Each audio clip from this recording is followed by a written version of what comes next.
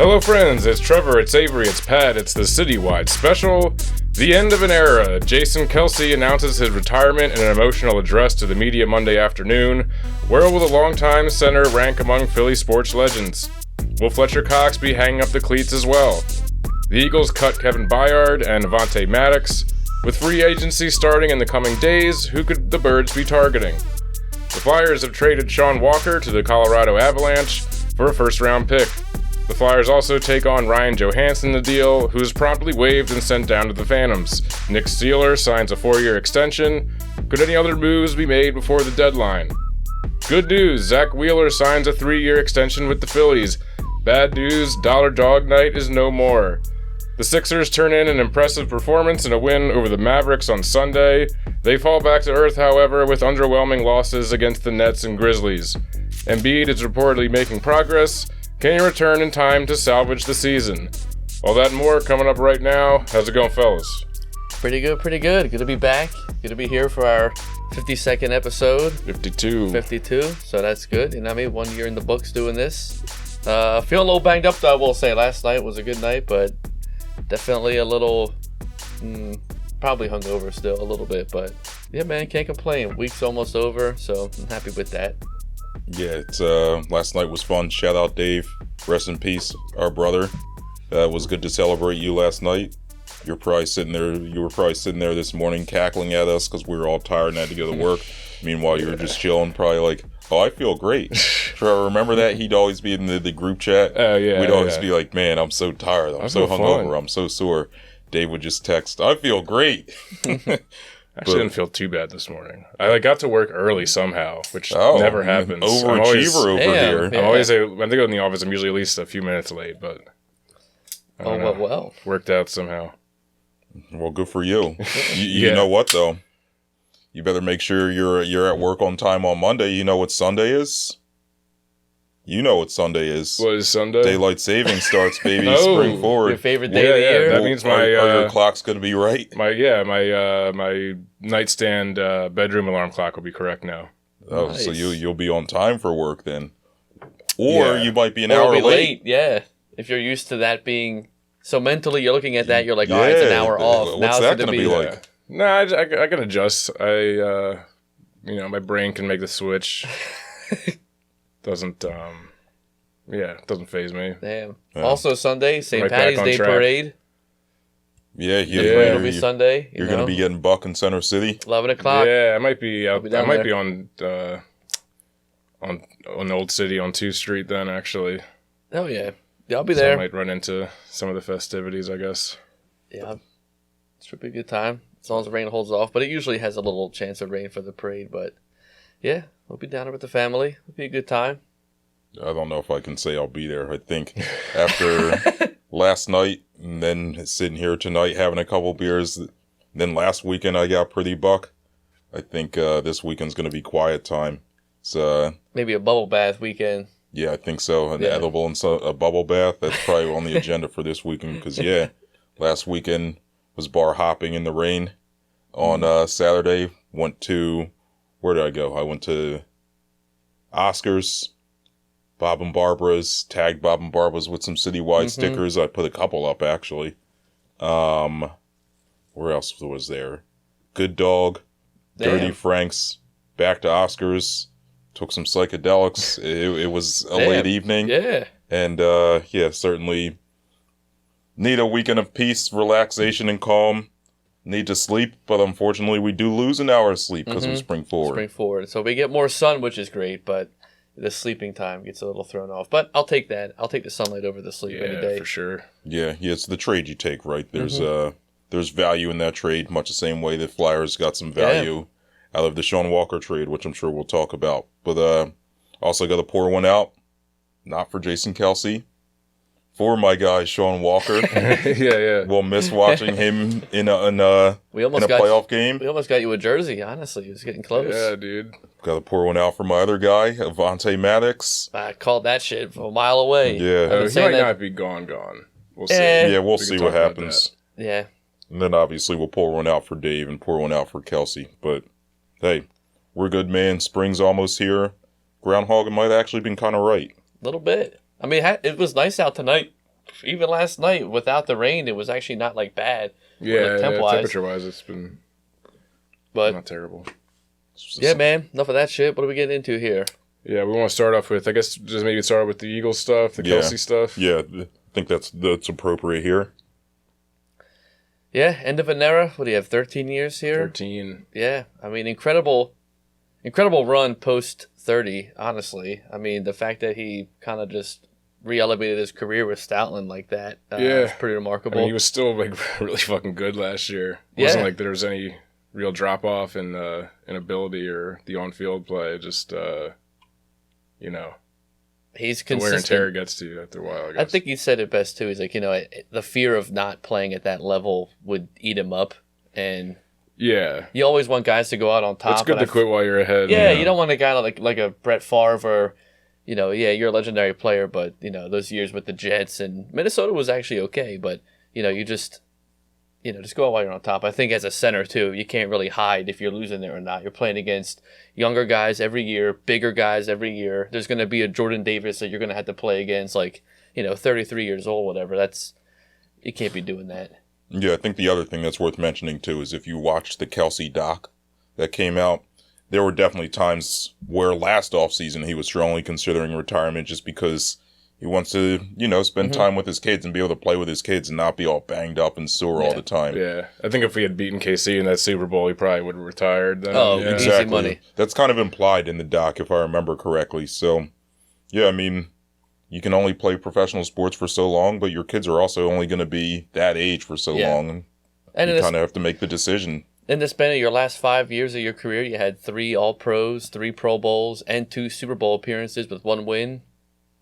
I mean, not too bad. Yeah, I'd go out that way. I mean, you went out an absolute legend. The city loves you. The team, no one has a bad word to say from athletes alike, from other sports and things like that. But, yeah, it was always sad. It reminded me of when Brian Dawkins left and he made the little speech, but he still played, so it kind of stung even more that way when he went to go play for Denver. But, you lose a Philly legend like that, you're like, man, it's definitely going to feel a little different in there.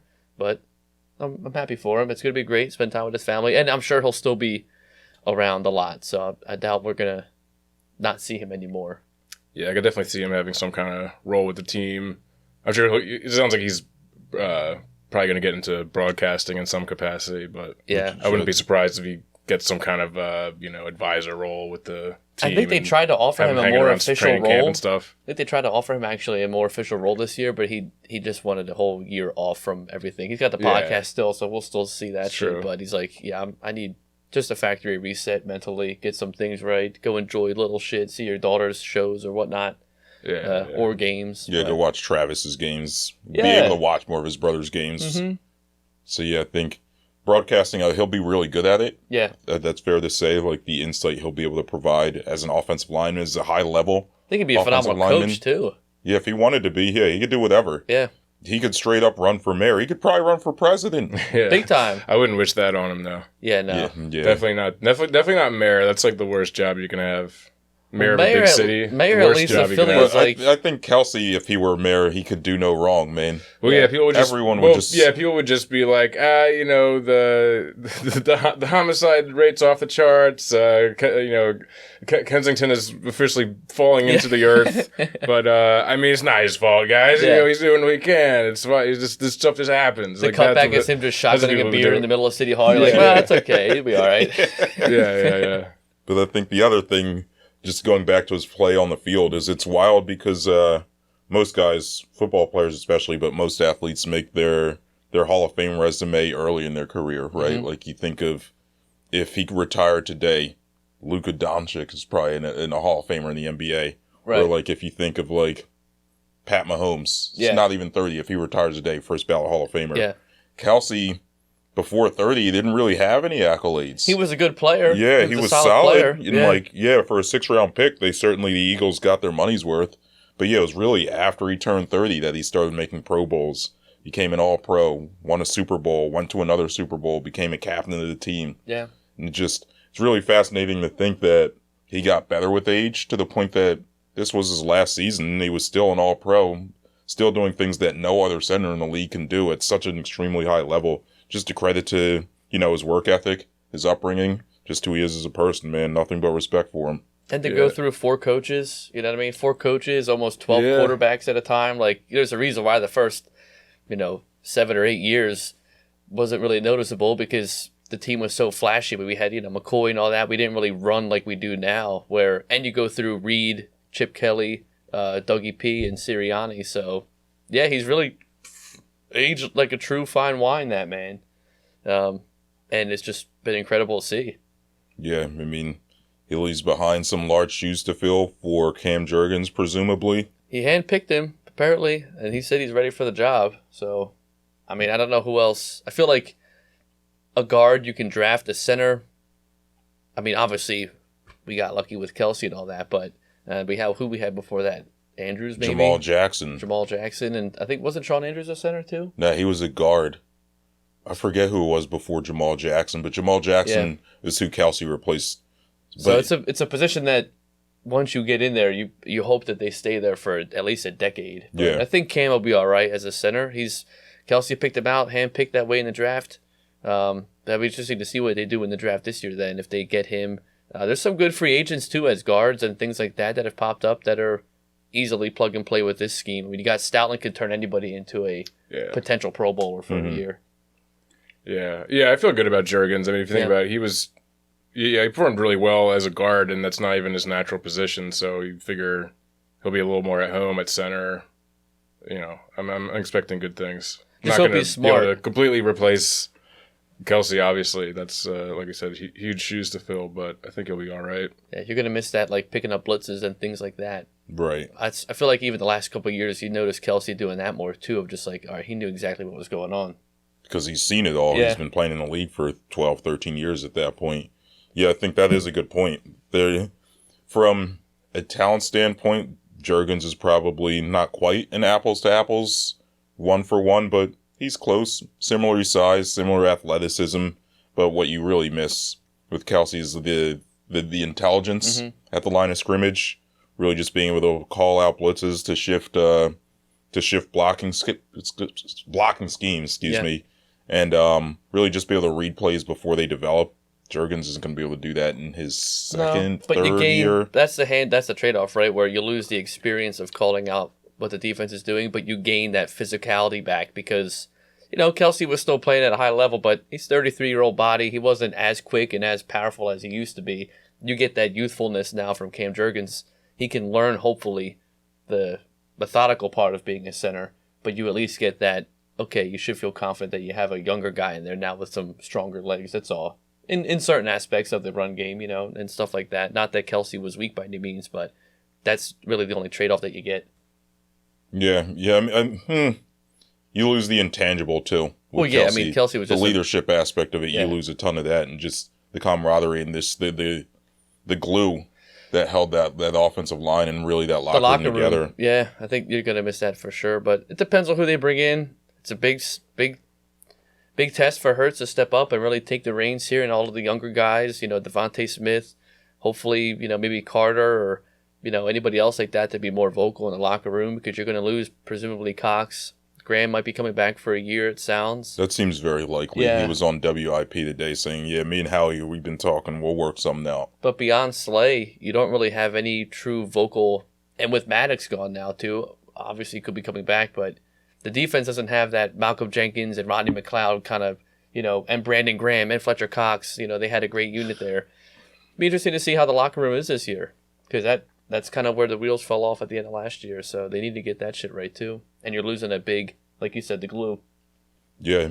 I honestly kind of have a feeling that they bring in an offensive line, like a starting level veteran offensive lineman. I think they have to. And probably have him play right guard or you have him play center and keep Jurgens at right guard. I don't know what they do exactly. But because you have Lane. Other than that, you got a bunch of young dudes on that offensive line. Yeah, you kind of need that presence. Yeah, depth isn't there. And your left tackle has only been playing football for 4 years. So exactly, it's like, I mean, he's a phenomenal athlete, no knock about it. He might get a Pro Bowl this year if he can keep up the good work and all that. But yeah, like you said, you move Jurgens over, you don't really have a whole lot of depth at all. Or experience. Yeah, it's going to be interesting. Yeah. But, we'll have free agency next week and a whole summer. Oh, yeah. All that to talk about it. I guess on the Kelce thing, obviously he ranks very highly on Philly athletes of our lifetime. He's probably number one. Would y'all agree? Like, just think about the whole package. Yeah, he's definitely on the Mount Rushmore for sure. Yeah.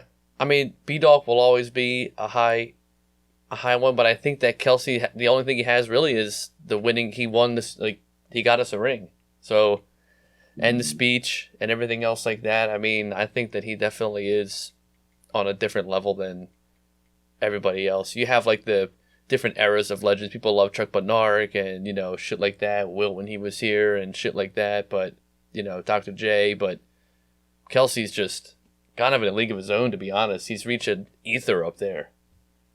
Yeah. Yeah, he's definitely sort of reached folk hero status. Yeah. Like, it's kind of beyond even just like an athlete that people like. It's He was at a Buffalo Bills game in KC stuff, and they were still high-fiving him, like, drinking. Like, they weren't even like, oh, no, man. Like, they were, everybody just loves, he has, like, an aura about him that's just like, hell yeah. All right, still crushes beers in Sea Isle, does runs for every kind of, you know, charity event that he can or whatnot. The dude just doesn't do anything wrong.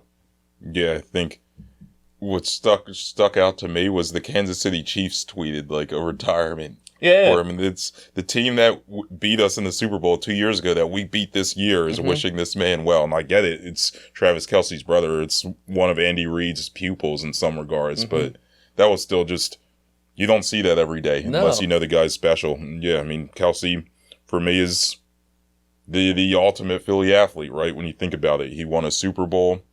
He was a 6th-round pick that reached a level that few in his sport ever reached. Misspelled his name when we drafted him. Yeah, there you go. That's very Philly of him. He's a first ballot Hall of Famer. He's a great guy. He met his wife at Buffalo Billiards. Yep. Cabrini. She went to Cabrini. That I think is now no longer a school, but anyway. That's Philly as hell. But also, man, so many things about him, just so self-aware and like so eloquent, which I think Philly is very... I don't know if I would say Philadelphians are necessarily eloquent. I would not say that. Some of us are. Some of us are certainly not. But everyone in Philadelphia has a strong sense of self-awareness, I feel like. But at the same time, is like being this like wise, intelligent, just sort of savant at football.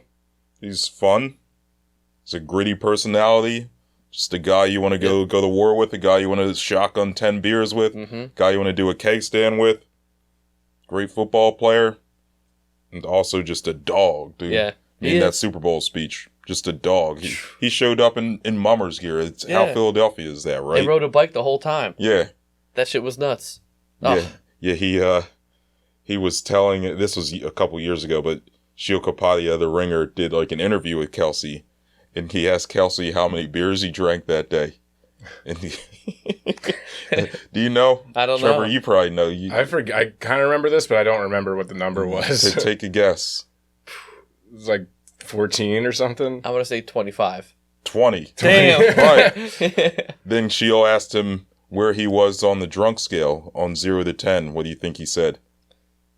Probably like 3. I'm going to say like probably 6. 5. Damn, he's only halfway there? Yeah, he was 5 out of 10 after drinking 20 beers. It was cold as fuck out it there was that day. freezing that day. I get it. And he's doing activity stuff, so maybe he's sweating a lot out. But I guess. I was freezing my ass off that day. It was cold. That's a real Philadelphian, though. Drinking out there with the people. Drinking 20 beers, riding a bike, chucking beers on roofs. That Bud Light can that I possess to this day. Jason Kelce, man. Love the guy. Wish him the best. That's all I got. As he closed his speech, his retirement speech with. That's all I got. Yeah.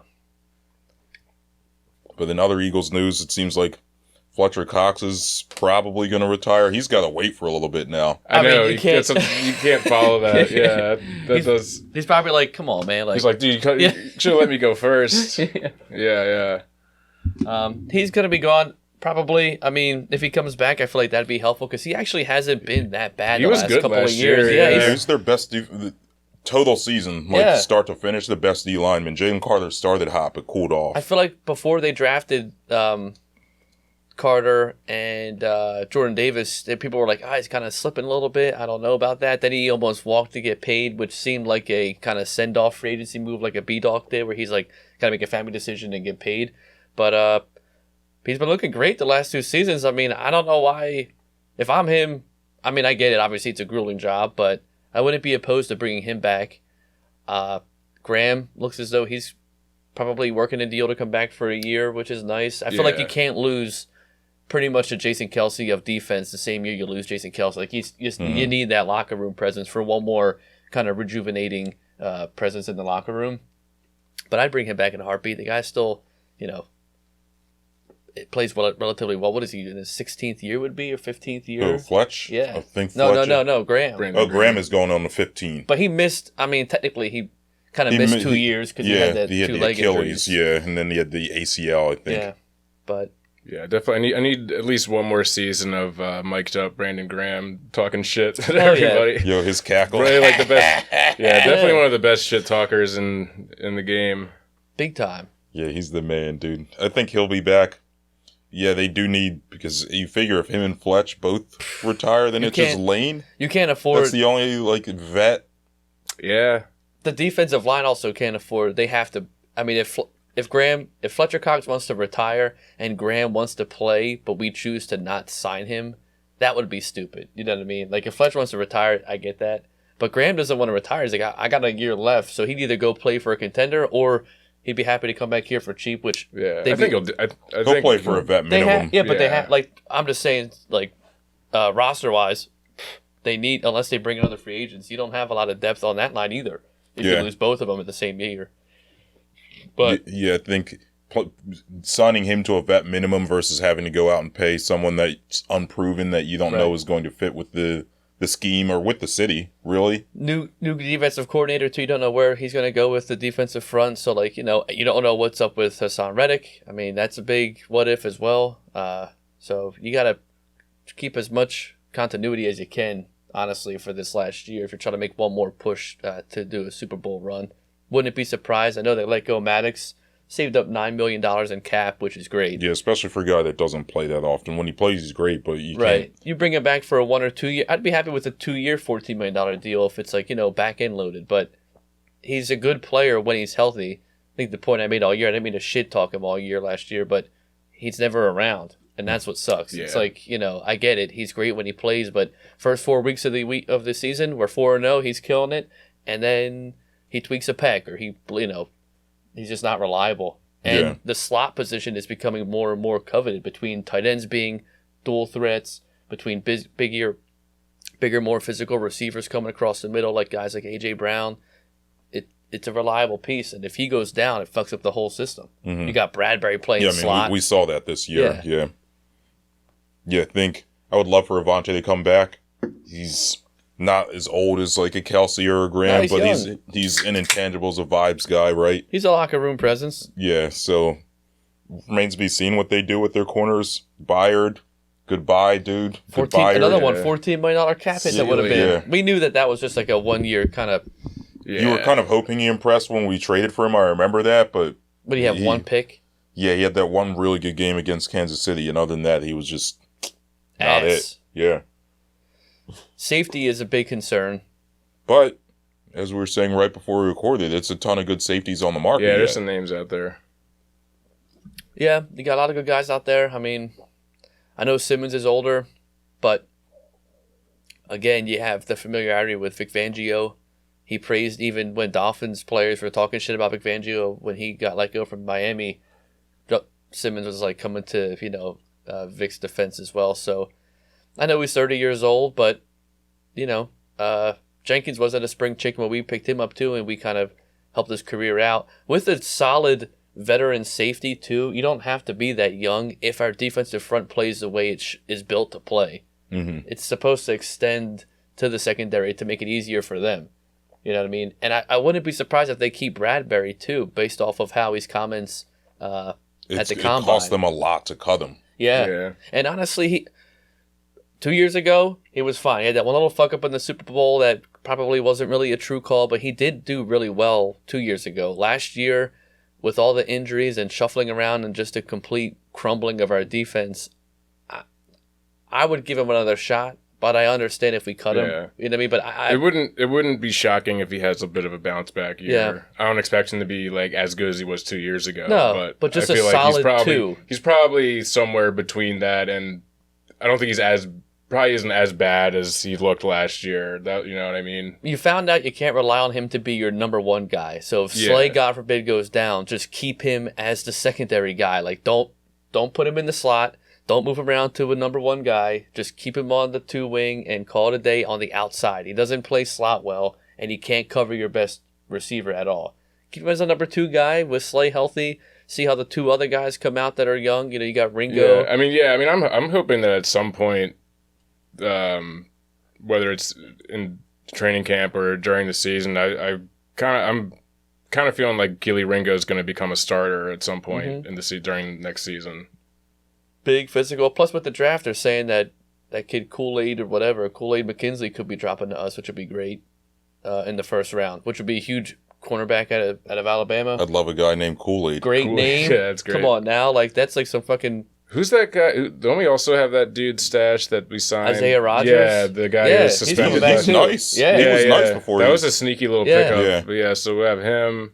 2 young guys. I forget. Ringo and somebody else. Eli Ricks. Eli Ricks. Eli Ricks, he made some mistakes, but these are rookies going to. But he was feisty. Yeah. So it's a promising thing. I think that with the impact that Bradbury would have money-wise, you'd have to almost trade him off so someone could buy the contract. But again, he didn't have his best performance, so you kind of have to you're stuck with him. But I think if you are stuck with him, you have to just know that he is an outside guy. He's not going to play slot well because he shit the bed at that, and he can't cover your best receiver. Damn, y'all are more optimistic about Bradbury than I think I really expected. I mean, I wouldn't go as far as say I'm optimistic about him. I don't want. I'm not buying his jersey. I'm just saying, I don't want to see him get nearly the amount of snaps that he got last year. It's like Tobias Harris. If we're gonna pay for this man, we might as well play him. Yeah. 14. I'm not gonna pay all that money to cut him when we could use that to bring in other pieces. And then if we need to, middle of the year, I don't know, maybe he'll get hurt. Well, not like that. I just meant maybe he'll just... Well, unless it's a thumb. Right. Yeah. Probably will be Bradbury, fucking bitch. Yeah. Nah, I don't know. Like, I do think that they cut him just because I think that, yeah, certainly it doesn't make sense to pay him. But at the same time, like, cutting him, yes, you do pay money to cut him, but that's also a roster spot, right? Yeah. Yeah, I mean, you figure you got these young corners. You have Eli Ricks, Keely Ringo, Isaiah Rodgers, Kool-Aid. Or who's the white corner? I don't know if he's going to fall to us. He's from... he might not, but like if you can get a white cornerback in here, man. Dude. That guy's like him and Blankenship, yeah, it won't be milk check. It'll be heavy cream, dog. That's the only way you're gonna convince the South Philly Italians to get rid of the Columbus statue if they replace with a statue of the white cornerback. Yeah. That would be you'll the have whitest. him and Blankenship posing. They'll erect that statue before he even plays a snap. Nick Sirianni, Vic Fangio will be down there those 2 at times with Big Dom. They'll be like, we made the whitest secondary in the league. Damn. Yeah. That'd be nuts. That'd be hilarious. But yeah, I don't know. I think, when you look at it just from a financial aspect, they keep Bradbury. But when you look at it from a roster construction standpoint, yes, would it suck to spend money on him? And you have the cap going up. Well, you got 2 people retiring, so that frees up roster spots right there. If Cox also retires, so... You got room. You have to fill those. We have to backfill depth on the O line and D line. So I don't know. You got room. I'm not worried about it. Other free agents out there too, or people that got tagged, or big tags or not tagged, I should say. Running backs. Saquon Barkley's out there. There's been talks that he could be floating around. That'd be very interesting. That'd be fun. It would be very against their usual MO to sign a guy like that. Well, then you would probably almost get rid of Swift. But if you went after a guy like Derrick Henry, though, have a little 1-2 punch, I would take him in a heartbeat. You kidding me?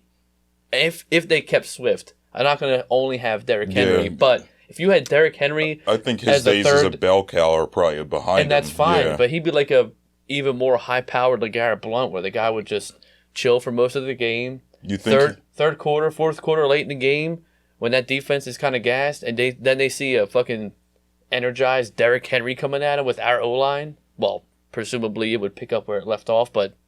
You think he's taking less money to play for a contender, or you think he's all about getting paid?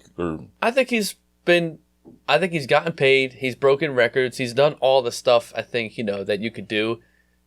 if you aren't ready to be a cowbell anymore, if you're going to get paid big bucks to go out your career, they're not going to put you on the sideline. You're going to be playing a lot of football for a shitty team for a lot of money, which is fine if you want to get paid. But if you're at this stage of the career as a running back with all those miles on those legs, I'm ready to pick my feet up, give me a couple mil. Yeah, I'll run behind this offense with Hurts, A.J. Brown, Devontae Smith, Goddard. I hear you. It just Or Baltimore. I think if I'm him, I'm going to a top contender in the NFL. Yeah, he'd be scary on the Ravens. He would be scary here too, but with Lamar. Oh God. Yeah. But yeah, running back's gonna be interesting. Linebacker. We'll have to see what the Eagles end up doing. They could get that kid Kool-Aid and then they get Trotter in the second round, which I would love. Yeah. We can wait to talk draft. Yeah. I'm not crazy about Trotter. Hot take from a Philly guy.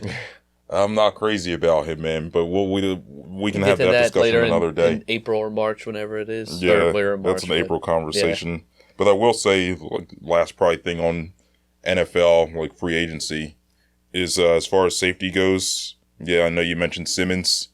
Eddie Jackson is another Fangio guy that he played for in Chicago. He'd be popular.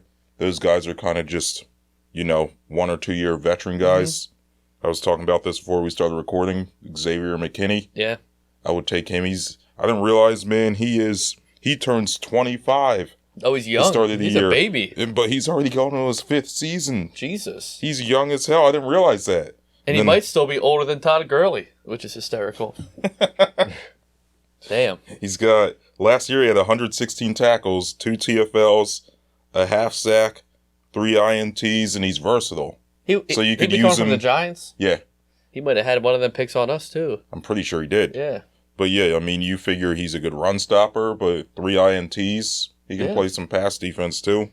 So that's who I would love to see. He also tweeted, starting to see this life shit from a bird's view, which who knows what that means. Well, it limits it to only a handful of teams that have birds in the logo, so we're in the running. It's fine if it is about his future team. Yeah, so I don't know. I thought that was interesting. Maybe we'll get him. Maybe we won't, but hey, I'd love it. That's free agency right there, baby. I'd love a young safety that you can sign for like 4 or 5 years, just stabilize the secondary for Blankenship and Sidney Brown and learn from. Yeah, there you I go. want Reed to be the secondary guy. He doesn't need to be our top safety. Let him be like I just don't. He can be your third safety in a big nickel. Yeah. Or a big dime. Yeah. But I guess the last NFL thing, our boy Zach Ertz. Signed with the Commanders. Commander. Fucking pussy. Zach Ertz. Man, what a bitch. Honestly, yeah, he's all right. Honestly, he's no Brent Selleck at this point. You want to go to play for Washington like that? You could come back here for cheap if you want to play a couple more years and retire, and you choose to go there. Bitch. He is kind of washed, man. With his stupid ass hair too, all the little dot blonde hair. You know what I mean? Yeah. Nah, get out of here with that. I mean, in 7 games last year, 27 catches. It's actually, what is that, like 4 catches a game? That's not bad. 187 yards, only 1 TD. He was hurt, though, a lot, though. But he tore his ACL. Oh, yeah. So, yeah, he's coming back off an ACL at 30. He's my age. Playing for Washington? I think he's 34 yet. Playing with who God knows is throwing the ball. Whoever the hell the quarterback is. Have fun, man. In that shitty-ass stadium, too? He's probably going to tear his other ACL. He really wanted to play for Josh Harris. Yeah, you saw how Josh Harris takes care of the Sixers. Yeah, it's like, that's a guy who I want signing my paychecks. Wish him well, though. Good luck. I just hope we kill him in the middle of the field. Yeah, it's going to be fun playing against him.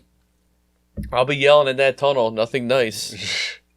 I'll be calling his bitch ass out. I bet you will. I can't wait. But, all right, yeah, I think that'll do it. We'll have NFL free agency. Yeah, next week's going to be a very heavy NFL episode. Well, while we're on trade talks, we can either go to the Flyers. Yeah, I guess we can do that. Sean Walker, damn, Avery's boy, is finally gone. Cracking one open right now and pouring it all out over your rug, dude. Let's go. Do it. Walker, let's go. Go for a walk. Damn. Yeah, so, they hold out, pretty much made it clear that they wanted a first, or they were going to keep him. They get a first, have to take on some salary there to, make it not like, it's not like they just got a first and it's clean like that, but still, I mean, I'm not really too concerned about having to have Ryan Johansson for a year. I guess he'll just be, bolstering that Phantoms lineup or whatever. Hell yeah. He's already he's getting sent down there. Well, apparently I was reading something today on Twitter. They asked Danny Briere what the plan was, and he was just really cryptic, saying, yeah, I can't talk about that. We have plans for him. We've told him we'll find him a home. So it almost seems like they might flip him or just waive him. Yeah. I mean, I could see maybe if there's, if there's a contender out there that wants center depth, and we would probably have to retain some of the salary, I'm sure. But if, I don't know, maybe if we retain like $2 million of that $4 million or something, they could get that done, and that just, saves you a couple million on your cap. Yeah, I think that's probably the way Briere was talking. It sounds like he's involved in other trade talks to flip him. Probably won't get much. You probably maybe get like another 4th or 5th round pick for him, but if that, it's better than nothing. And he ends up somewhere that he's happy and has a chance to win. Yeah.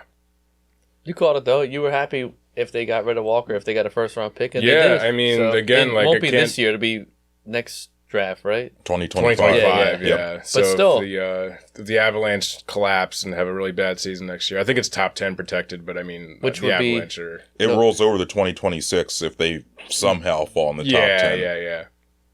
But I mean, unless all their guys get injured or something crazy like that, they're not going to be in the top 10 of the draft. Their season avalanches. Yeah. Yeah, unless. Yeah. But yeah, the 2025 draft apparently is deep, right? Because with the Flyers right now, we figure if Drysdale pans out, they have their 1D of the future. You know what I mean? Figure you have your goalie prospects. What do they need? They need a center, a first-line center. Apparently this draft's going to be good for that, the hockey guys are saying. So even if you do end up with, a late first and wherever the Flyers end up, you can trade up probably into the top 15. You can price the top 10 maybe. I don't know. It depends on what teams are looking at, what they're desperate for. The Flyers might still be able to use this and package it with some other stuff to get that first-line center of the future. Yeah. So, all in all, sad to see Sean Walker go. He was playing pretty good. Flyers legend, Sean Walker. Yeah, Flyers legend. That was a throw-in a trade. I'm looking forward to when he returns here, the tribute video they're going to put. They're totally going to do it. Yeah. What is with teams and tribute videos? I don't know. They do it for anybody they love now. a tribute video now. Yeah. Everybody and their mother gets one now. It's like, we'll talk about Tobias Harris some more, but you think he gets a tribute video? Oh, absolutely. I think he will. does. Yeah, he absolutely will. I would, yeah. But, teams give anyone a tribute video. They could play half a season. I'm pretty sure Shake Milton got one from the Sixers. Yeah. It's like, miss me with that. Yeah, you don't really need to do much to... It's a transactional league, and any league that you play in. You don't gotta fucking make a video for every single person that's played for your organization. I'm trying to think if there's even 5 minutes of Sean, or not even 5. 5 minutes of Sean Walker highlights that you could clip down. They're all just him blocking shots. Right. And you could clip down to a minute-long tribute video. Yeah, it's just 5 minutes of him limping back to the bench after he takes a slap shot in the ankle. Maybe with some slow-mo, some slow-mo attributes. It'll make it some 3. dramatic effect. Yeah. But yeah, Gritty in the background for half of it in a Walker jersey. You're like, all right, yeah. Yeah, you just have Gritty wearing a Walker jersey shooting a puck. Mm-hmm. Yeah. It's like, Sean Walker, we hardly knew ye. Damn. But nah, I'll miss him just because he made the defensive, he made them better defensively. Yeah. Now it's not so much playoffs or bust, at least as far as the Flyers are concerned. You know what I mean? This move kind of solidifies that it truly is all about the future, right? Mm-hmm. Yeah, I mean, I think that definitely sort of gave peace of mind to some of the fans who were a little worried that maybe they're a little wishy-washy on the whole rebuild thing, and are they going to, get sucked into wanting to compete in the playoffs this year? So I think that answers that question, which is good. They weren't lying to us when they said they were rebuilding. Yeah. So yeah, I mean, I think it's I'm happy with the move. Again, I feel like it can't be stressed enough the fact that Sean Walker was literally just a salary dump throw in this trade, and to flip him for a first rounder, even though it'll be could be the final pick of the round the way the Avalanche are playing. That's great. And dude, like looking back on it, that Ivan Provorov trade is looking pretty fucking good. Yeah, it's the gift, shit we're getting. Gift that keeps on giving. It just keeps getting better. So, good stuff. Yeah, it sucks that they. I mean, I shouldn't say they aren't going to make the playoffs. They could still turn around and do it, but this significantly impacts their chances, right? I mean, you figure you're losing. Yeah, they're pretty between depleted. The injuries and the Walker trade. Ristolainen's out. Drysdale's out. Nick Seeler just went on the IR, which we'll talk about him in a second. And now you figure Walker's gone. So this game we were just watching, they had Adam Ginning, I guess it's pronounced. Yeah, it looks like Ginning, but Ginning, like gin rummy, I guess. Like a gin and tonic. Yeah. Like gin and juice. But, like ginger ale. Yeah, ginger ale.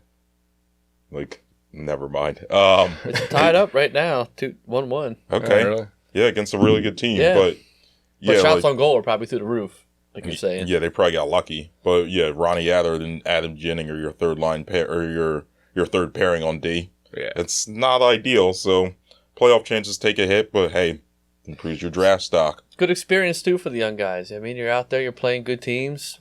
You know, there's no expectations, so they can play more free.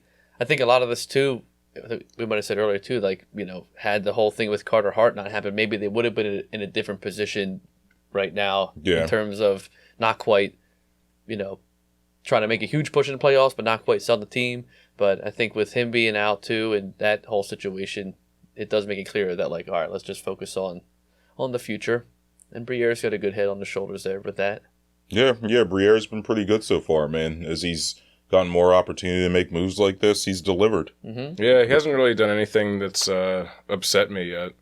I mean, we'll talk about the Nick Seeler extension.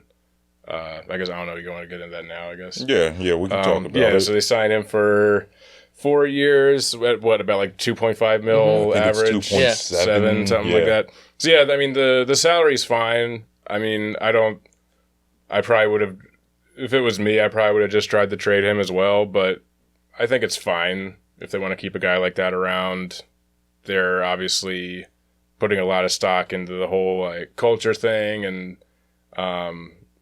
you know, as just being fans outside the organization, it's always hard to kind of evaluate, is that really important? Is it not? Like, you know, but they certainly seem to think it is. And if, you know, if you know, they think that having a guy like that around for the next 4 years with some of these younger guys coming up is going to be able to set a good example and all that kind of stuff, I can understand it.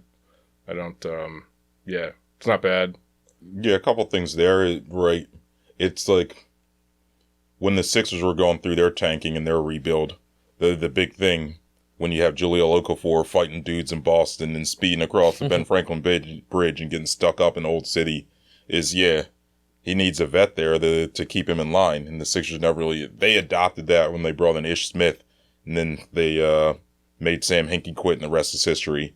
But yeah, it took them a while to reach that point, and a lot of the damage had already been done. Whereas the Flyers, I think, kind of looked at it as, yeah, we do need that adult in the room, to quote Brett Brown. And we need someone there to really just sort of be a father, or not a father figure, a big brother figure, an uncle, whatever, for some of these young guys, and really make sure that they do things the right way. And, I mean, for Seeler, right? Like, he does a lot of things for the team, blocks a ton of shots. Yeah. I'm sure he does a lot of things behind the scenes we don't see. But in addition, it's just the vibes are high with him there. Team really feeds off his energy. And he's also kind of an enforcer, which I think is going to be valuable for these young guys as they start to come up. Like, you have, like, let's say in 3 years, Michkov comes over, a bunch of guys are just bullying the shit out of him. You need a Nick Seeler. Yeah. Someone like that to say, yeah, stop beating up on my all-star, my rookie. You want to fight me. You need someone like that. That means a lot for these young guys and lets them know that they can play freely, get away with some things that they wouldn't be able to do if they didn't have that tough defensive guy on the back end to just sort of have their back. So in that sense, I think it helps the young guys' development in a way that, as you said, Trevor, isn't really tangible, but it's there, right? And they see it a lot better than we do. Yeah. You know, I guess we'll see how it works out, but 4 years is probably a year more than I would have kinda- done. kinda That's a long deal. Yeah, I mean, For I a guess guy the who's only 30 yet. I guess the only real concern would be, is he going to, block some of these younger guys that are coming up? Because you figure you have, like, Oliver Bonk and Adder. I don't know, blanking on some of these other I names. mean, well, you figure Drysdale comes back. And, like, Drysdale, that's a yeah. spot. But, hopefully figure out a way around that. I mean, they might be able to trade some more guys. I mean, they might be able to trade Ristolainen That's this what I was offseason, about so to that say, would yeah. obviously alleviate a lot of that. That'd be great if they could they could trade him. As much as he's definitely been better this year, but still he's not worth what he's getting paid. But yeah, what else on the? The Flyers' schedule's hard. That's Yeah. what else. Yeah. Yeah, it's gonna be tough. So right now they're playing Florida. They're tied 1-1. Their next 10 games, man, we're going to find out if they make the playoffs or not. They play at Tampa. Then they come home to play the San Jose Sharks, who suck. Then they host Toronto, very good team. At Boston, very good team. Home against Toronto again, very good team. At Carolina, very good team. Home against Boston. Home against Florida. And then at the Rangers.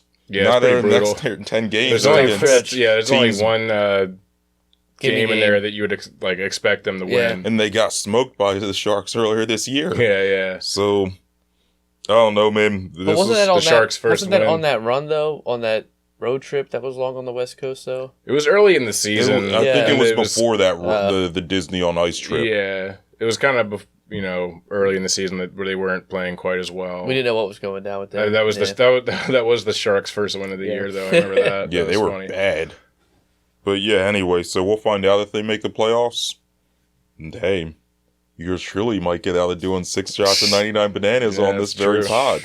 Come on, Flyers, make it happen, everybody. Then we're back in the lottery, baby. Yeah. Hey, Get that 2% chance or whatever, or like 0.5% chance at better that than first pick. nothing. Yeah. All right, They also signed Denver Barkey too. His entry level contract. he's not playing this year though, right? Yeah, he'll probably still be. I He probably imagine he'll probably still be in juniors next year. But that's cool. He's been really good for them. I think they got him in the 3rd round, so seems like they got pretty good value there. yeah, So- Barkey, Bonk, and Brink, dude. Barkey, Bonk, and The Brink, Three baby. Stooges. Yeah, dude. Yeah, the Three Stooges is all right. Y'all ever watch that show? Love the Three Stooges. Yeah, I mean, I've watched it at some point, I'm sure. Yeah, that show's lewd as hell.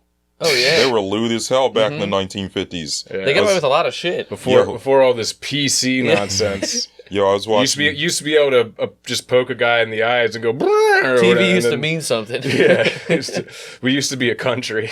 Yo, the Three Stooges is all right. I was watching it with my granddad. Me and him went to this banging buffet up in it wasn't quite the Northeast, but it's off the boulevard. It's banging Asian buffet. I don't remember the name. But then after that, we just started watching Three Stooges, having a good time. I was cackling, man. Hell yeah. Some of the stuff these old geezers were doing. What's like what? Larry, Moe, Curly, and Yeah. then Shemp. Shemp. Yeah, they added a 4th one with that thing. Yeah. Yeah, that show's great, dude. Yeah. If you know enough about the Three Stooges, Oh, yeah. which one would you be? Probably. The three of us, each one of us is a I Stooge. don't remember I'd which probably is be which. Moe. Yeah, you would definitely be a Mo. Yeah. Curly's the bald one, Yeah, I'd and probably Larry's like the schemer. He's the one that's Yeah. always setting some shit up. Well, Trevor's not much of a schemer. He could be Shemp. Yeah, Oh, I guess we yeah. need a 4th guy. I would probably... I'm not much of a schemer really either. I'd probably be Curly. I'm kind of goofy and dopey like that. Mm-hmm. Yeah, Trevor, so you're Larry or Shemp. Larry. I don't. Nobody wants to be Shemp. Shemp just only got in Yeah, there. Shemp means you're a throw-in, Yeah, dude. fuck Shemp, dude. Shemp's the Sean Walker Yeah. of the Three Stooges. Yeah. Yeah, the Three Stooges are alright, though. That shit Damn, rock. maybe I'll marathon Three Stooges this weekend on my weekend of just retreat. It is funny as shit. They pretended to be like, I don't know why this one just jumped in my head when you talked about it. They were pretending to be like a butler service for this fancy party, and they got roped into this shit. And they're like, the woman that hired them goes in the kitchen, and they're like half naked in the kitchen. There's like a live chicken in just like a tub of water on the stove. She's like, what the? And I was like, running. It's like stupid shit like that. Like It's so funny. yeah. It is so funny. They also just put on, speaking of old shows like that, the Twilight Zone is on like Paramount Plus. Oh, for real? Like all the Twilight Zones from it's the got first. to be like 80 seasons. Yeah, it's awesome though. It's cool as shit. Like they're all black and white. Like the plot lines are just, they make no sense, but it's awesome. Yeah, I love a black and white TV show, man. We used to watch them all the time because New Year's Day, I forget what channel it is, but they'll play it for 24 hours every episode. They've got like all day it's on. I remember that being a thing. But yeah, shout out to Three Stooges. I think that might be what I end up doing for a lot of my weekend. Is watching the Three Stooges when I'm not watching Philly sports, which I guess. And it's nice. It's like a 30-minute window. You don't have to like sit there for an hour. It's like, quick, short. Call it a day. Get in and get out. Yeah. Well, speaking of Stooges, man, these Sixers. Whew. Oh, good Lord. I don't even really want to spend too much time on them. There's not a whole lot to talk about there. They're just bad. It's just Toby being a fucking tease. Yeah. But that's 2 games where he scored like 20 points, then went right back to being ass. Toby time blue balls right there. That's what he did. That's what happened. Yeah, thankfully, like, we were distracted and didn't really watch much of that game last night. Yours truly did make about $40 off that game I bet against the Sixers. I'm just going to keep betting against them. Any game that the opposing team is the underdog, I'm going to bet the opposing team. I stand to make some decent money because they look bad right now, dude. Without Embiid. I mean, I felt like I watched that game. Without Embiid and Maxey. I feel like I watched that game in 3, I guess it was just 2 phases where, like, we left the house. They were up by a little bit. We got to lucky. I'm like, all right, they're doing pretty good. They're winning by like 10 or 12. Got to raise, and it was looking good for a while. We're like, all right, they're up by 15. 12 going into the fourth quarter. And then it just, it got to be a 3-point lead. I'm like, all right, well, there's only 3 minutes left. Like, they could pull us off. And nope, they just shit the bed yet again. Yeah, I mean, we talked plenty about Tobias Harris last week, so don't need to beat a dead horse here. But, dude, Maxey's out, Embiid's out, Melton's out. Like, 3 starters are out. You're the Rocco ain't MIA. Yeah, Rocco's probably dead somewhere. Yeah. He's probably dead in a marsh by the airport. Mm-hmm. No disrespect You're backing to Rocco. off all the free agents to play together. You got Batum out there who's finally healthy. You got fucking Buddy Hield. You got some of these starting lineups have been fucking hideous. Yeah, why do you have Mo Bamba starting an NBA game? Yeah, I don't know what the deal with him starting over Reed is. I don't know what the story is there, but it is just maybe they don't want him to get hurt. As in B-ball Paul, maybe they just want Mo Bamba if they're going to have someone play. I don't know. It's been ugly. Because it sucks when the talent is there, but when everybody's hurt, it's like, fuck. Like, they just got to hold it down for a little bit to sneak into the playoffs. And if everybody's healthy, then we could be an upset team potentially. But think about if they keep going on this front, I don't know if they make the playoffs. They'll make the play-in. Yeah, it's looking more and more like they'll be in the play-in. The 11th worst team in the Eastern Conference already has, like, I forget, like 37, 38 losses. The Sixers only have 27. Even if they lose their next 10 games, that team that is in 11th place isn't going to win 10 in a row. So they're going to make the playoffs, but it's not going to be pretty. They're almost guaranteed to be a play-in team, I feel like. Yeah. And it also sucks because you don't really get to evaluate Nick Nurse as a coach. Yeah, it's hard to... No one's healthy. It's the first year, and you want to be able to say, like, yeah, I feel good about his future here, but you don't know, right? Yeah, like, I think the sample thing that you have, though, is... I mean, it might not be that much, but they look decent in the, like, mid-season tournament when everybody's healthy. You know what I mean? He got dealt with a lot of, I feel like, additions through the season, too, with other players coming in, a new team. But when Maxey and Embiid were healthy... That starting 5 was looking good. I mean, he had him playing well, and then you lose Embiid, so they do okay. But a lot of those games that they lost when Embiid wasn't playing were like by 5 or 6. It's like you have Embiid, you win those games. So I think if they were getting blown out without Embiid, I think you could kind of look at it as a negative impact of Nick Nurse. But he's done pretty well, I think, for the hand that he's been dealt. Yeah, I mean, he's doing as well as he can, right? Yeah. Like, it just sucks. Like, he doesn't want to deal with this. Fans have to watch this, and it's not fun for anyone. He's eating that candy like crazy on the fucking sidelines. Yeah, he's probably stressed the hell out. People are asking him after every game, how do you get Tobias going? He's going to run out of answers at some point. Yeah. I'd hate to have to answer that question every night. Yeah, so Tobias has to get Tobias going. How do you have 8 points when Maxi's out, Embiid's out, Melton's out, and you're playing against a G League team. It's the pressure that gets to him. What would you say you do here? The stress of having to be the top guy.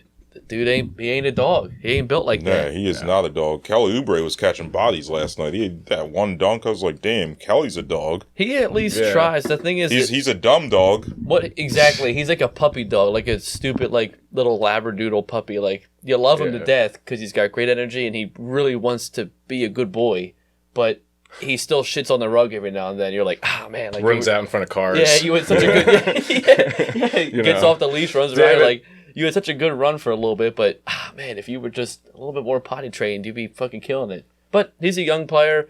I think he brings a lot of energy to the locker room. He's been a net positive these last couple games without even when Maxey played the Dallas game. It was really Oubre that won us that game. So yeah, Oubre, I don't mean you any disrespect whatsoever if you're listening, but I think it's a positive thing. It's just he is what he is. He's exactly. Yeah, I mean, if he was just had to be. A role player like you would want him to be, ideally when people are healthy, that's great. Right. Yeah, first half of the year he was killing it. Yeah, just expecting to be a starter and provide what you need a starter to provide. It's just like, it's just not going to happen. He ain't the guy, but he's doing his.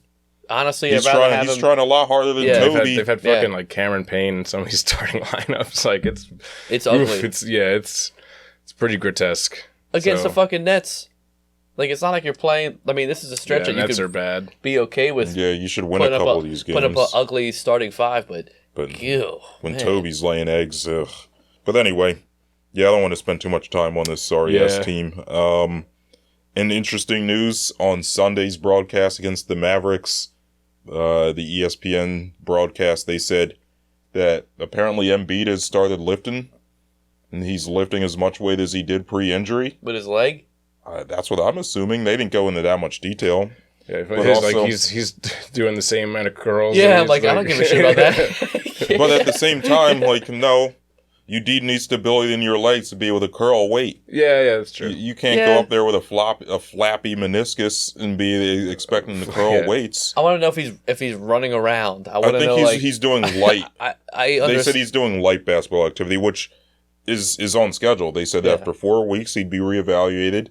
They'd see what he could do. We haven't heard the news. Is he in the pool? He should be out there swimming every day. He probably is. He's got to be. I don't want him to come back all fat and lazy. I'm sure he's staying in shape, or doing his best anyway. But he's just been drinking Shirley Temples.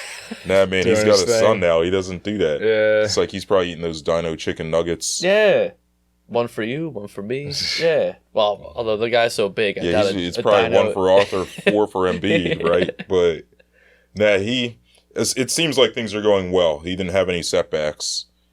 At least we haven't heard, right? Yeah. But it seems if they're going to say, he started lifting weights and has resumed light basketball activity, that 6 to 8 week timeline that Shams Charania said the day, like the surgery, or when we found out he needed surgery, that seems like it's going to hold true, which would have him coming back by the end of the month, which... that gives them a week to ramp up to get into some games. Hopefully they can rattle off a couple and stay out of the play-in, but they need him back. It's not a pretty product. Well, and the Embiid you get back won't be the MVP Embiid. There's no way. Not right away. No way. You got to get a couple, which would be beneficial to have him. Don't push him back right away, but let him play a game or two in the regular season just to get that rust off, and then whether it's the play-in or a bottom seed, I'm fine with whatever. But you got to have some games in there in between just to get some playing time back in there. Yeah. I think that's the plan, is to bring him back. Their last 3 or 4 games are really easy. So there's games for him to ramp up, play 15, 20 minutes. He can probably still win. And it's also not only him, but like the team itself. They haven't had him beat in a while. The rotation's been so fucked for the last month and a half. The roster's literally changed. So Hield wasn't here. Campaign wasn't here. No. You got guys that have been either hurt, even guys that are new, like Buddy Hield and Payne, that haven't really played a lot with Batum because they were all hurt and all that shit. So it's with Embiid coming back, it's a blessing, but almost a curse also because it's another piece to the puzzle that's already a little bit disjointed right now. So you need that kind of game or two. Yeah, you need that ramp up time. But I think that's everything that I had. Yeah. No, he did speak. He spoke last week, right? Yeah. He said, I was playing injured for most of the season. Oh, yeah. It's the shit we don't need to hear, though, man. They get your fucking body right. But I'm of two minds. Right? I hear you, right? Like, he should have sat out earlier when their schedule was cake, and they could have won games without him being there. They could have built up more of a cushion, but either way, these losses were probably going to happen when he sat out or not. But the other thing is, right, this guy was averaging 36 points a game, 11 rebounds, 7 assists, shooting like 50, 37, and 90 on like a torn meniscus. That's wild.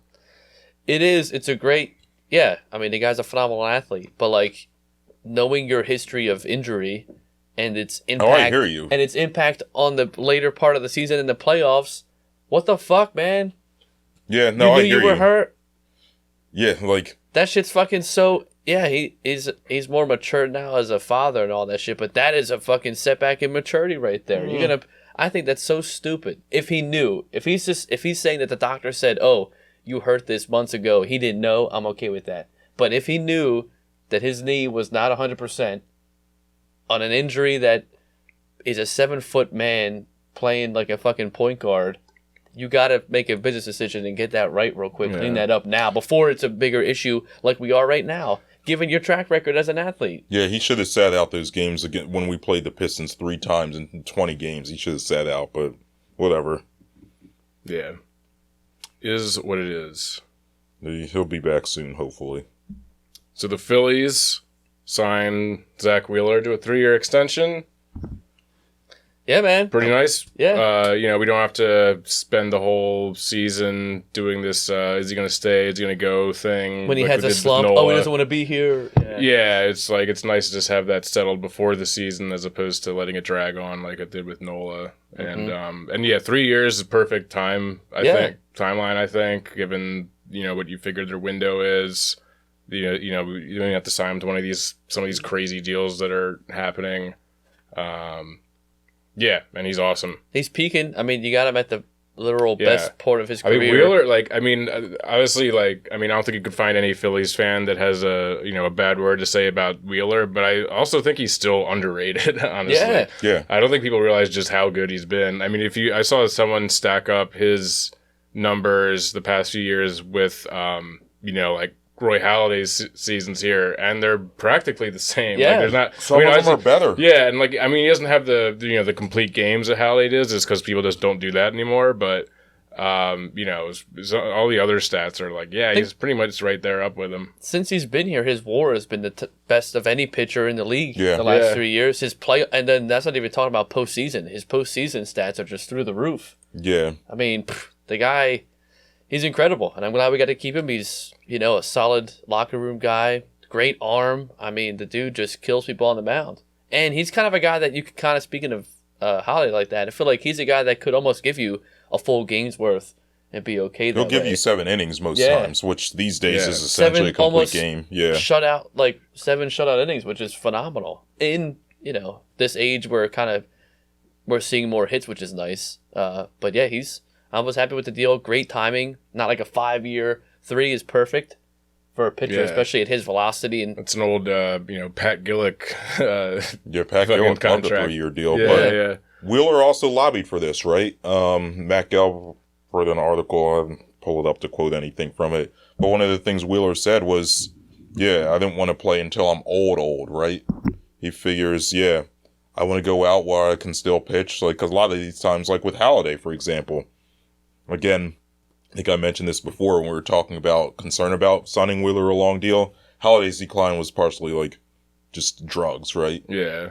Like narcotics and painkillers kind of did him in. But at the same time, Airplanes. then an airplane was ultimately what did him in, but he was on drugs when he crashed it. But with Wheeler, he kind of looked at it as, I want to go out on top. Sort of like Kelce in some respects, well, we'll see. He's kind of hedging his bet on being I hear you, elite. But 3 years, he's more likely to be on top of his game in 3 years than 6 years, right? Big time. I think he realized, I want to go out on top, have nice stats, be able to help a team. I don't want to be dragging a team down, making $40 million a year.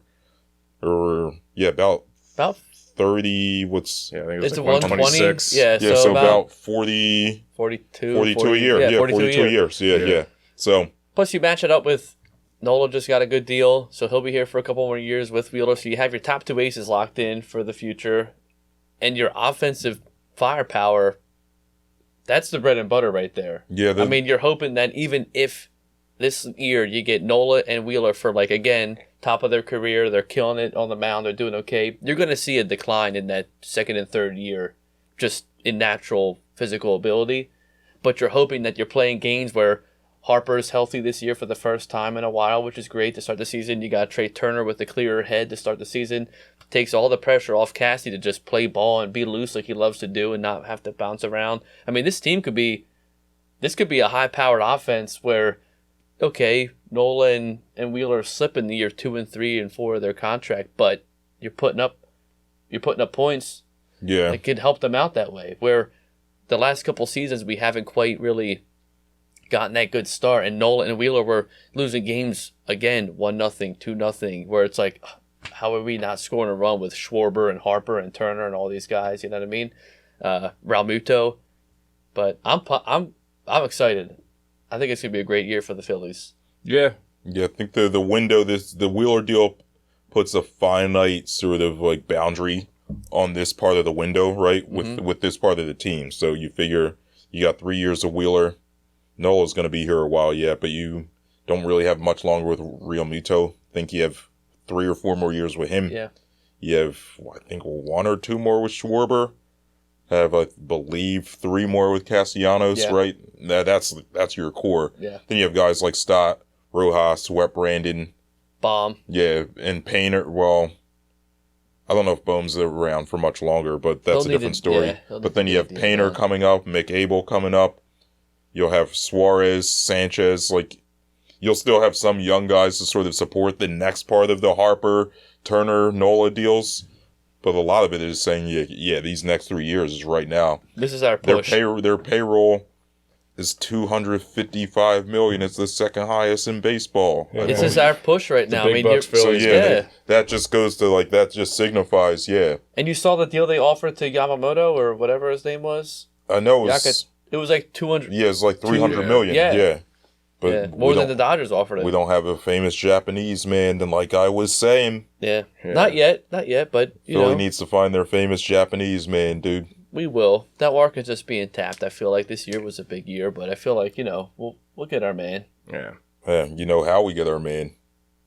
We go to Japan and we'd scout for the team for the Phillies. They can pay for our lives. We could live in Japan for a year. Nah. Oh. Here's how. Don't do this buy one, get $1 dog night stuff. Don't even do $1 dog night. Just do a hot dog eating contest. You'll find the Kobayashi that can also pitch. Yes. That's how you need to do it, yo. Yeah, like Babe Ruth, like the Babe Ruth of Japan. Mm-hmm. Right, yeah. Well, yeah, you have Shohei Ohtani, who obviously is, the great pitcher and hitter, but we could get a pitcher hot dog eater, a hitter hot dog eater. Did we get the only Japanese man with a beer belly? That'd be great. That would be a true Philadelphian right there. Yeah, there we go. Hell yeah. But yeah, we got to talk about this, man. Yeah. What the disgraceful. What the hell is unreal. Up with this? I think it's un-American, un-Philadelphian, just unsportsmanlike, honestly, and just uncalled for. I think it's totally totally unnecessary that they did this. Yeah, so they're trying to hide behind this, like, people were upset about fans throwing hot dogs on the field, so we decided to do away with it. No, that is not the reason. They also didn't really throw them. They threw more hot dogs just into the general stands than they did throw it on the field. The Fanatics are the one chucking them up there. Yeah. What are you going to do? He threw it first. No. But like, I did it because of you. Yeah. And their reasoning is like, well, at least now it's like you can still get the same amount of hot dogs that you could get on the capped off $1 dog night. It's like, well, no. It's more money now. I'm not paying $2. Yeah, what? So here's the deal, for right? A sake dog? So here's the deal. We don't really feel this because we go to a game. We can walk there. We don't have to worry about parking. We don't have 4 kids that we're bringing to a game. That we know of. I don't have 4 kids. I'm playing. I actually have a secret family. Oh, I knew you always did. Yeah. That's very Larry of you. The people that feel this... that's some real Larry shit. Are the working class families, man, where you got 3 kids. You like to take them to a game. games start at 6:40 now. Like, you get done work, you don't be having time to make dinner. Right, you get dollar So dog you want to night. go to dollar dog night. It's like, yeah, the kids can get 2 dogs. So you're spending. And you can Say use you have 3 kids, they each eat 2 hot dogs. That's $6, or 6 hot dogs. That's $6, right? You gotta eat. Now, and you gotta eat. So let's say you're an adult and you have 3, so that's $9. Now you're paying $2.50 per dog. Well, plus before that, you could use that extra money then to buy a couple of the little baseball cap ice creams because it's only $1 for a hot dog. You know, you can treat the kids to a nice time. Get some peanuts. No more ice cream. Popcorn. No ice. You can't afford to. You can't afford ice cream now. Now you got cutbacks. Now $5. Ice cream's the first thing to go. Yeah. Now you're money paying gets tight. $2.50 a dog. So you went from spending $9 to, what is that math? 5, 10, 15. 18, $30. $23.50 on hot dogs. Because you got to get 4 though. You can't get 3. You'd have to get. The deal is Oh, you guys buy one 2 get for one. $5. So you'd have to get 10 as a debt. So it's Yeah, it has to be It's an even number. $25, $26. yeah. On Just for top of, dogs. you have to pay for parking. You better not be You thirsty gotta in pay there for too. toll if you're coming from Jersey. We're talking water, beer, soda, juice. No more ice cream. Like, yeah, I'm mad for us. Don't get me wrong. Like, my days of eating 9 hot dogs were behind me before. They're certainly behind me now when I'm paying $2.50 per dog. Yeah.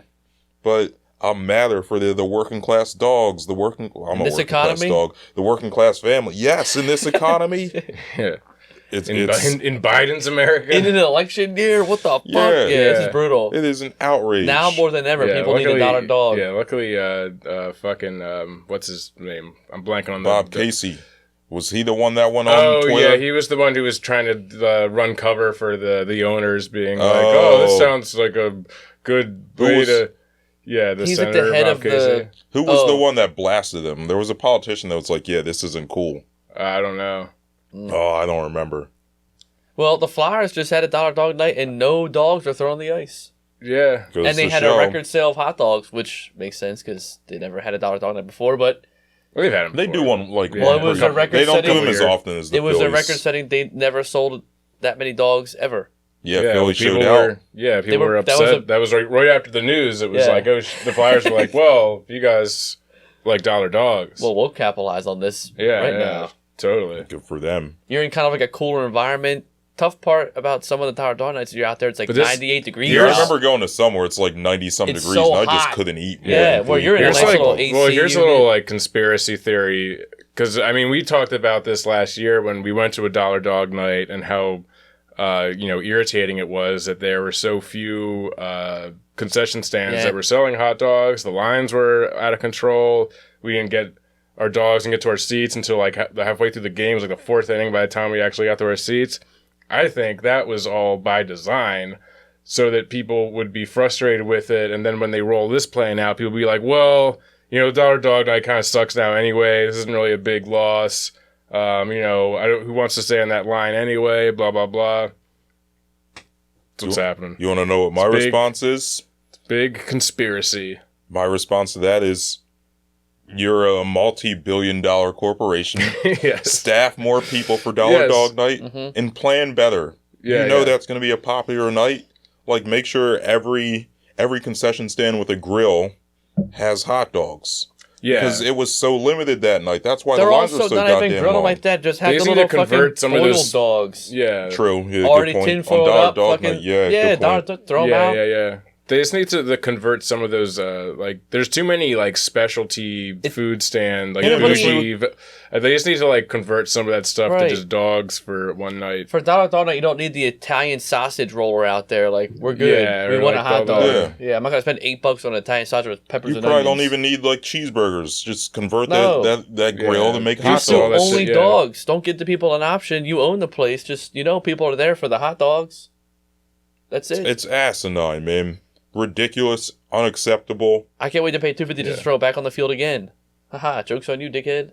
Yeah. I'm going to be You saving think all Philadelphians of my are going to be like, saving all of my pennies for one night. I'm going to throw $100 worth of hot like dogs on that nothing field. crossed our mind that like drunk Philadelphians are like they're never gonna throw them if you hike it up $1.50. No, they you definitely think, will. yeah, like what? Yeah, you think $1.50 is going to stop someone from Right. throwing shit on the field? If I'm the guy, now I'm more enticed to do it. Fuck that shit. Yeah. We throw beers on the field. Those things cost $14. Hell yeah. $2.50 my ass, dude. That's what I'm saying. People be throwing them dogs left and right. Or we should just not. Well, you said the second highest bankroll team. They're probably just trying to pay off these players now. They're like, shit, we gotta hike these dog prices up for a minute, real quick. Sounds like a personal problem. John Middleton, you're a billionaire, man. Family fraud. I know you want to put a winning team on the field.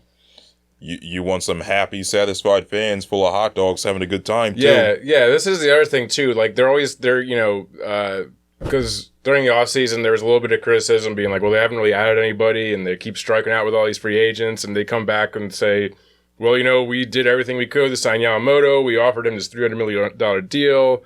We, whoever, I don't know who else there was, but, like, they're like, keep saying, we have made big offers to these players.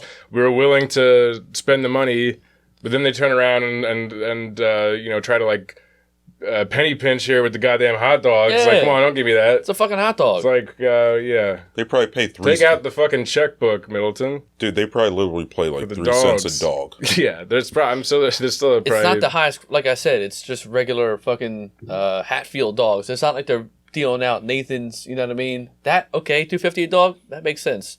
But fucking Hatfield, come on, man. But you probably, I feel like they probably, whatever money they like lose on the dollar dog night with the dogs, they probably make up for in beverage sales because those dogs are salty, man. You gotta you gotta keep drinking, and those prices probably went up too. Slinging them back if you're gonna be eating all those dogs. That shit's so expensive to get a beer and a dog. I mean, I'll do it because after the first one, you're like, well, I'm already kind of, but like, I guess I'll have another one now. Who cares? But it's about the principle. Yeah, exactly. Dollar dog night. I don't want to go to a BOGO dog night. That doesn't shit even sounds sound corny good. as fuck. Yeah. I don't want to go to that shit. Oh man, it's gonna be like just the worst is having to hear Tom McCarthy this year being like it's BOGO dog night. Yeah. Oh my just God. having to sound real excited about it. Crook just sitting there like, Crook's gonna be yeah, mad. Crook's gonna be if anyone's gonna like go against the company line and Crook is the man. Crook will be the guy to. But he will be eating all the hot dogs. Talk about he still how will have. He outrageous still this will have is. 4 in front of him. We're like, yeah, I hate this shit. Yeah. Yeah, then we'll get Ruben's long drawn out opinion that no one wants to hear about, and Yeah. Tom will just be like, well, the reasoning behind all this shit well, is actually Rojas catches with an standing catch in center field, and Ruben will just start rambling about hot dogs some more. when I was a ball boy, dogs. Shut the fuck up, man. Damn. I remember my first dollar dog night at the vet. Oh God. Well, anyway. I don't want to sit here and bitch about Ruben tomorrow. We'll have all summer to do that. He'll give us plenty of content. Yes. Damn. Well, I guess that'll just about do it, right? Yeah, I think so. Nothing else. What about this Jake Paul? Oh, do we want to talk about the match of the I hope century? Mike Tyson, all Yeah, right. Jake Paul, Mike Tyson was it set for July? I think July 20th. July Yeah. 20th, he'll be bites his fucking ear off. I was gonna say that would be because all of this is just about pandering and getting people to watch. Because like boxing has obviously been struggling ever since like the rise of UFC and shit. Like doesn't get the ratings that it used to. No. It's kind of a dying sport. Well, So they keep doing this kind of shit. Boxing was always fun because like it was a bunch of just like not no names, but nothing too big, and it was good boxing. It was good to see. Now with the whole Tyson Fury shit, everything has to be a rematch. Everything has to be like It's become so dramatic. You can't just win the title. You have to then if I take the title from you, we have to fight again then in a year, and then if you win, we got to fight again. It's like, well, that's not fucking fun, man. I mean, I've done like what? Fury versus Wilder like 3 times or whatever the fuck, and it's always My only hope though is that this is a big money scheme for sure, but you're getting it's like putting a wild grizzly bear that's been in a cage for a couple years and being like, well, it used to be a circus bear, and then smacking it in the face.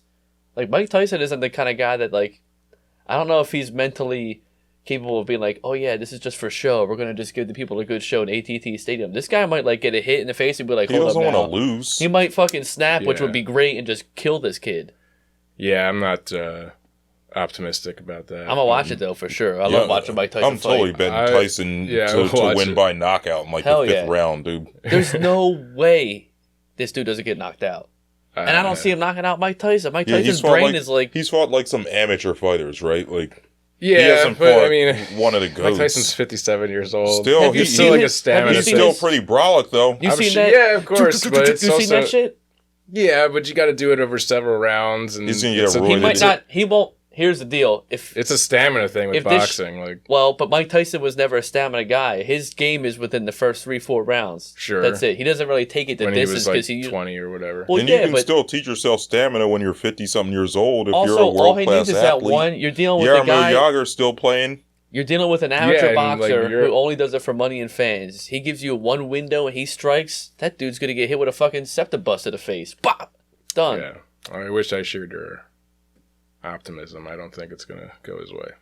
You think Tyson's gonna lose to this YouTube corny ass dude? Yeah, I mean Mayweather lost to him. No, he didn't. No, he didn't fight him. Wait, who was it that he? No, what was the Mayweather thing? Mayweather fought... beat McGregor. Oh, was that? Yeah. Was that? No. No. But there was like more recently. Mayweather did one of these like stupid, like. He didn't lose. He hasn't lost. Mayweather's That's his never thing. He lost. doesn't lose.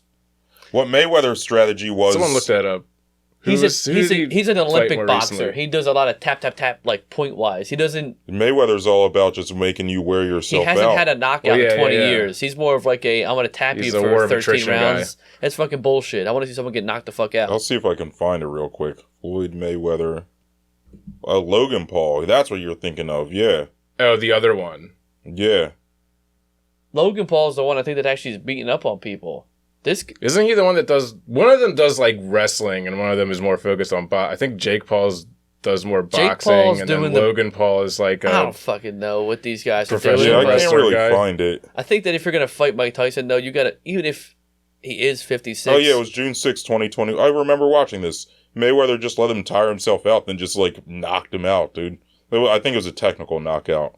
That's fine, little TKO. Okay, yeah, it was just like a. Mayweather's well, whatever. Damn, I will say though, McGregor did get robbed though fighting Floyd Mayweather though when that fight went down. I did like that boxing match. That was fun, but you could see what was going to happen. It was just again, it was like a stamina thing. It was if McGregor didn't knock him out in the first 3 rounds, he was gassed. Yeah, UFC is only 3 rounds. I think the rounds are longer. There's 7 or 8 minute rounds in boxing, almost 10 minutes, I think. There's definitely, I mean, there's way more rounds in boxing, and that was the thing. There's 12 rounds. They're like 3 minutes each. Yeah. So like, I remember that fight, and McGregor looked like surprisingly good at the beginning of it, but he just ran out of gas. Yeah, which he almost had a couple of hits. I'm like, damn, if he connected. He was also doing all kinds of illegal shit that's like you can't do that. But he kept doing hammer fists. It was like, it's like, dude, you cannot do that in boxing, my man. Stop doing that. But I think Mike Tyson will be all right. Yeah, I think he's gonna be surprisingly. I'm totally gonna bet Tyson I'll will be win. fun to watch, I guess. I'm just, And it's on Netflix. I just hate the Paul brothers. I just want to see Mike Tyson. Right, fuck it would be great to see him get fucked up because he is kind of it is kind of bullshit. They're like so pompous. he either fights guys that are washed or he fights guys that have like never past even their been. prime UFC guys who aren't boxers. They've never been anybody. Yeah. He fights guys that like aren't even Fights like Nate anybody. Robinson and Le'Veon Bell. Right. Like they were never boxers. They were basketball and football players. Randy Get out of Gregory here. or whatever the shit was from the Cowboys who was a UFC fighter for a minute. Yeah. It's But like, all anyway. right, man. I hope he gets knocked out. And I hope he bites his ear off after he knocks him I out. hope That would be the best thing is Right. if because obviously this is just like a for show In AT&T It's just Stadium, come on. yeah. And like, what better way to pander to the nostalgia and shit if Mike Tyson just goes in and rips his fucking ear off? That would rule. And I hope Snoop Dogg's there to call it. Snoop Dogg calls a good fight. Oh yeah. I kind of remember that. He was good. He was just like if you were walking down the street and you saw a fight, and like say the 3 of us were walking down the street and we saw a fight, we were like, "Damn, he got knocked out." That was what Snoop Dogg was like, man. That's the commentary we need. I remember seeing Snoop Dogg commentating on like horseback, like. Equestrian shit? Yeah, equestrian when they do like hop over the stuff or whatever. And I remember like the horses is doing that kind of fancy like trot thing, and Snoop Dogg was like, "Man, that horse is crip walk." It's so fucking funny. Shout out Snoop. Dave, he's fucking great, man. Yeah, love a Snoop Dogg. All right, well that will just about do it for us here this evening, everybody. Don't forget your clocks. Yeah, fix your clocks. Enjoy the extra sunlight. Please leave us a 5-star rating and review every Ninja Podcast. Give us a follow on Twitter, TikTok, Instagram, and Facebook. Subscribe on YouTube. Send us an email at citywidepod@gmail.com. And from all of us here at the Citywide, good morning, good afternoon, good night. That's all I got. See ya.